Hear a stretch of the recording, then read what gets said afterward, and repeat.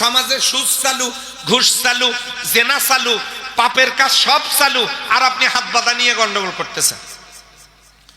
কে বুকে বাঁধে, কে নাভিতে বাঁধে বাঁধুক, আমরা সবাই এক হব। একটা আঙ্গুল দিয়ে কি আপনি এই যে অজুখানার টেপ ঘুরাতে পারবেন? কয়টা লাগবে? এই 4টে আঙ্গুলের নাম মুহাজিব, এগুলা পল্টায়া। একটা আঙ্গুলের নাম আনসার, এটা উপরে তুলি দিয়া। কি হয়েছে? প্র্যাকটিক্যাল করতে চাইলে আসেন, দেখাই দেই কি হয়েছে।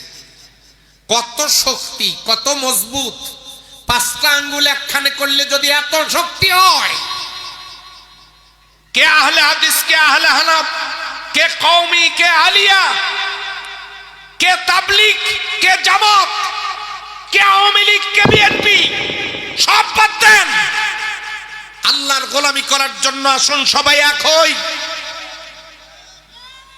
পরবর্তীতে ঠিক করব তারাবি 8 পড়বো না 20 পড়বো। পরবর্তীতে ঠিক করব হাত কি বুকে বাঁধবো না নাভিতে বাঁধবো। যদি হাত বাঁধা নিয়ে গন্ডগোল করতে করতে কিয়ামত হয়, তাহলে কোরআনের সমাজ কায়েম করবেন কখন? যারা ওগুলো নিয়ে গন্ডগোল করে মুসলিম উম্মাকে আলাদা করতেছে, গ্রুপ গ্রুপ করতেছে, এরা হচ্ছে আল্লাহর জমিনে কোরআনের সমাজ কায়েম করার 1 নম্বর দুশমন। 17ই রমজান বিশ্বনবী সাল্লাল্লাহু আলাইহি ওয়াসাল্লাম বদরের যুদ্ধ। 17ই রমজান নফল রোজা মনে হয় নাকি?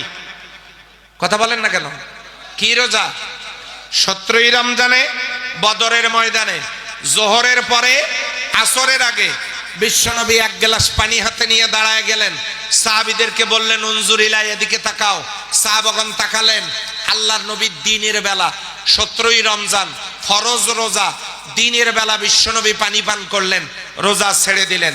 সাহাবাজমানদের উদ্দেশ্যে ভাষণ দিয়ে বললেন, তোমাদের যার কাছে যা খাবার আছে খাও, শরীরে শক্তি সঞ্চার করো।